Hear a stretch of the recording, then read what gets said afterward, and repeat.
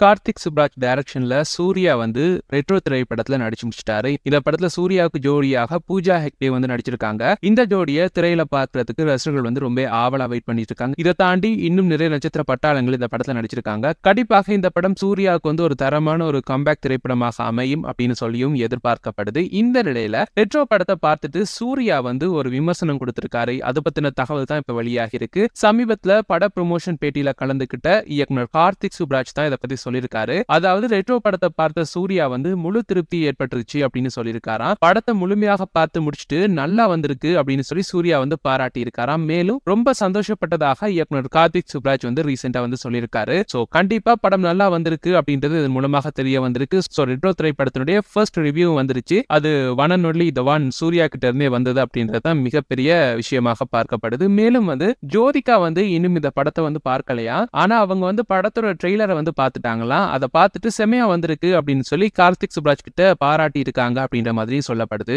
So ட்ரெய்லரை பொறுத்த வரைக்கும் பார்த்தோம் அப்படின்னா அதுல வந்து ஸ்ரேயா சரவணனுடைய அந்த ஐட்டம் சாங்கும் வந்து அதுல வருது. சோ அதையும் பார்த்துட்டா நம்ம ஜோதிகா நல்லா இருக்குன்னு சொன்னாங்க அப்படின்னு சொல்லி ரசிகர்கள் வந்து ஜோதிகா வந்து வம்பிழுத்துட்டு இருக்காங்க. சோ இதை பற்றி உங்களுடைய கருத்துக்களை வந்து கீழே கமெண்ட்ஸ் வாயிலாக தெரிவிச்சுக்கோங்க.